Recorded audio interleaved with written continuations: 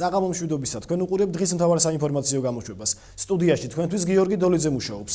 ყაჩაღობა ოზურგეთში.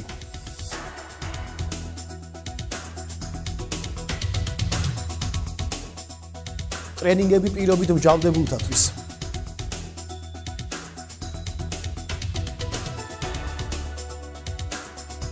ქალთა ძალადობის აღმოფხვრის საერთაშორისო დღე ოზურგეთში აღნიშნეს. გუშინ საღამოს ოზურგეთის ცენტრში ყაჩაღობა მოხდა. ორი ნიღბიანი პირი დანითა და იარაღით შეიარაღებული აპოლონ წულაძის ქუჩაზე მდებარე სუპერმარკეტში შეიჭრა და მუქარითა და დაშინებით 250 ლარის ოდენობის თანხა და სიგარეტი გაიტანა. საქმეზე გამოძიება ოზურგეთის პოლიციამ უკვე დაიწყო. პირობით მჟავდებულთათვის ცხოვრების ჯანსაღი წესისა და ბუღალტერიის ტრენინგები გურიის ახალგაზრდულ რესურს ცენტრში გაიმართა. ცხოვრების ჯანსაღი წესის მნიშვნელობაზე, ალკოჰოლის, ნიკოტინისა და ნარკოტიკების მავნებლობასთან დაკავშირებით ტრეინინგს პირობით მჟავდებულთათვის დღეს მინდია სალუქვაძე ატარებდა. პროექტის ფარგლებში გათვალისწინებულია საბუღალტრო კურსებიც. როგორც ტრენერი ამბობს, საბუღალტრო უნარჩვევები პირობით მჟავდებულებს საკუთარი ბიზნესის საწარმოებლად დაეხმარება. ამ ადამიანებს, ესე იგი, სწავლება ეხმარება არაპროფესიული განვითარებაში, ზოგადად ბუღალტერიის, ფინანსური არაცხოსთან დაკავშირებით, არამედ ეხმარება საკუთარი, ასე ვთქვათ, ბიზნესის წარმართვაში და გაძღოლაში, როგორც მენეჯმენტის თვალსაზრისით და საგადასახადო კუთხით და აღრიცხვის თვალსაზრისით არის უფრო საინტერესო, რომელიც უფრო მეტი ინტერესი გამოიხატა ამ ადამიანებიდან. გურიის ახალგაზრდული რესურს ცენტრის წარმომადგენლის თამუნა ღლონტის თქმით, აღნიშნული აქტივობები ამ ადამიანების რესოციალიზაციას და საზოგადოებაში ინტეგრაციას უწყობს ხელს. მიზნად ისახავს, რომ პირობით მჟავდებულებს მივცეთ ის საჭირო აუცილებელი უნარები, რაც არის საჭირო მათი საზოგადოებაში რეინტეგრაციისათვის. ეს იგულისხმება სამუშაო უნარების მოძიების ტრენინგი, რომელიც 45 ადამიანმა, 45 პირობით მჟავდებულმა გაიარა. გარდა ამისა, პირობით მჟავდებულები ჩართულები არიან სახელობო პროგრამაში, ანუ ეს ითვალისწინებს მათთვის ამა თუ იმ პროფესიის მიცემას. პროექტი, რომელსაც გურიის ახალგაზრდული რესურს ცენტრი პრობაციის ბიუროსთან ერთად ახორციელებს, ამ წლის სექტემბრის თვეში დაიწყო. რამდენიმე წუთში გათბობის საკითხი საჯარო სკოლებში.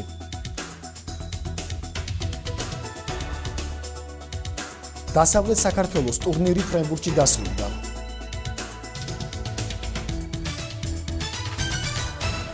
ნოემბერს მსოფლიო ქალთა ძალადობის აღმოფხვრის საერთაშორისო დღეს აღნიშნავს. ამ დღესთან დაკავშირებით ოზურგეთის ძალადობის მსხვერპლთა სარეაბილიტაციო ცენტრში სხვადასხვა ღონისძიებები გაიმართა. ამ დღეს მსოფლიოს მრავალ ქვეყანაში აქციები და კონფერენციები იმართება, რომელიც ქალთა მიმართ ძალადობას გმობს. მსოფლიო ჯანდაცვის ორგანიზაციების მონაცემების თანახმად, მსოფლიოში ყოველი 3 ქალიდან 1 გენდერული ნიშნით სულ ერთხელ მაინც გამხდარა ფიზიკური შეურაცხყოფის ან ძალადობის მსხვერპლი. სწორედ ამ დღესთან დაკავშირებით ოზურგეთის ოჯახური ძალადობის მსხვერპლთა სარეაბილიტაციო ცენტრმა მოხალისე უცხოელ ახალგაზრდებთან ერთად მოსახლეობას საინფორმაციო ბუკლეტები დაურიგა.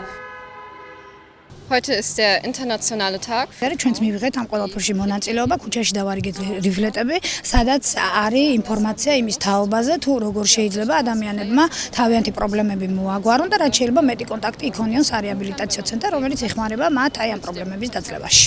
შემდეგ კი ცენტრის ბენეფიციარებთან ერთად მათივე ნამუშევრების გამოფენა მოაწყო და გრანტის ფარგლებში პრიზები გადასცა.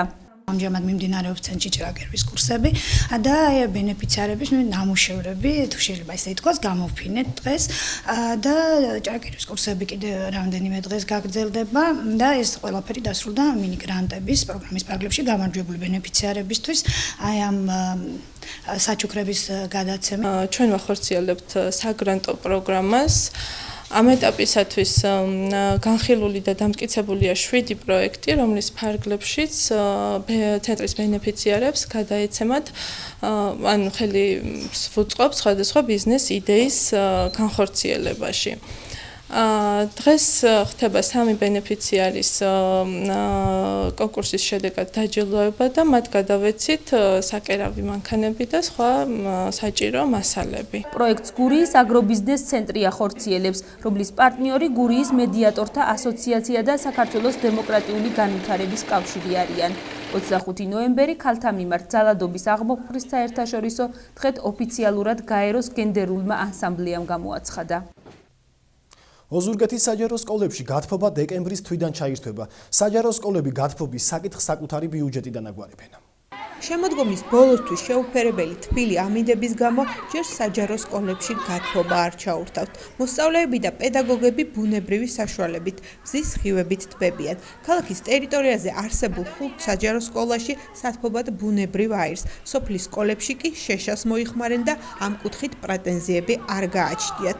ჯერჯერობით ამინდები გვიწყობს ხელს და კარგი ამინდებია და მე მგონი თვის ბოლოდან უკვე ჩართავენ როგორც შარშან და ჩვეულებრივად იქნება გათბობა კარგად. ისეთი ამინდებია რომ გათბობა არ გჭირდება, მაგრამ როდესაც აცივდება, არ გვაქვს ამისი პრობლემები. ყველაფერი კარგად და ძალიან კარგად თბება სკოლა და არც ერთ კლასში არ იქნება იმის პრობლემები, რომ იყოს სიცივე. საჯარო სკოლები საკუთარი ბიუჯეტის განკარგვაში დამოუკიდებლები არიან, თუმცა ფინანსური პრობლემის გაჩენის შემთხვევაში საგანმანათლებლო რესურს ცენტრი სკოლებს სამინისტროსთან უშუალმდგომლებს და საკითხს ერთობლივად გადაჭრიან.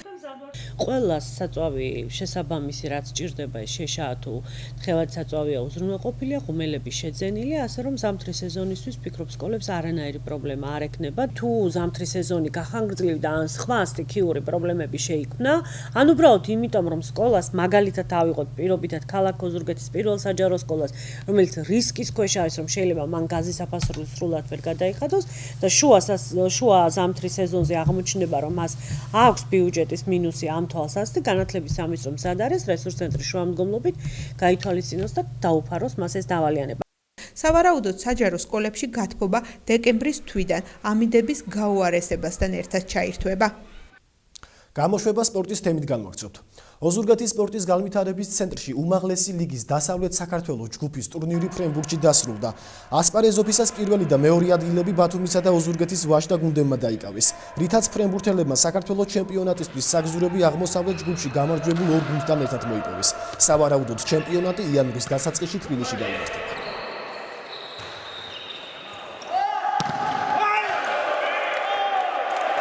გურიაში ტარდება ოზურგეთში უმაღლესი ლიგის ფრენბურთელთა ტურნირი, რომელიც გასული ვართ ფინალში დღეს ტარდება პირველ-მეორე ადგილის და მომავალში აღმოსავლეთში ვითამაშებთ და გვაქვს წინსვლა იმის რომ ოზურგეთში ჩატარდეს რაიონული პირველობებიც.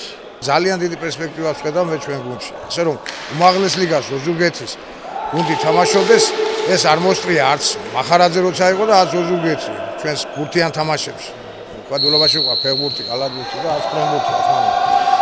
და დაპირება არის რაიონის ხელმძღვანელობიდან რომ ეს გუნდის კიდევ გაძლიერება შედგება და ფინანსური დახმარებასაც გვირდებიან და ჯერავს ამ გუნდის მომავლისა. ახლა ჩვენს ეთერში ამინდის პროგნოზის ზრუა, რომელსაც ხათუნა ჩანგსელიანი გაგაცნობდა.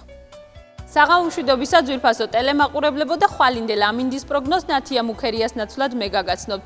საკმაოდ თბილი და მზიანი იყო შემოდგომის ბოლო თვე, თუმცა სინოპტიკოსები თვის ბოლო კვირას ცვალებად მოღრუბლულობას გვპირდებიან. ცვალებადი მოღრუბლულობა იქნება ოზურგეთშიც. ჰაერის მაქსიმალური ტემპერატურა დღისით 22, ღამით კი 15 გრადუსი დაფიქსირდება. ლანჩხუთში ჰაერის მაქსიმალური ტემპერატურა დღისით 25, ღამით კი 15 გრადუსი დაფიქსირდება. ღრუბლიანი ამინდი ელოდება ჩოხატაურს. ჰაერის მაქსიმალური ტემპერატურა დღისით 23, ღამით კი 14 გრადუსი დაფიქსირდება. ასეთი ამინდი ელოდება ხვალ 26 ნოემბერს გურიის რეგიონს. მე გემშვიდობებით მომავალ შეხვედრამდე. ამინდის პროგნოზი ხათუნა ჩანგსელიანმა გაგაცნოთ. დღევანდელი საინფორმაციო გამოშვება დასრულებულია. მე ახალი ამბებით ხვალ დაგიბრუნდებით. მადლობთ ყურადღებისთვის.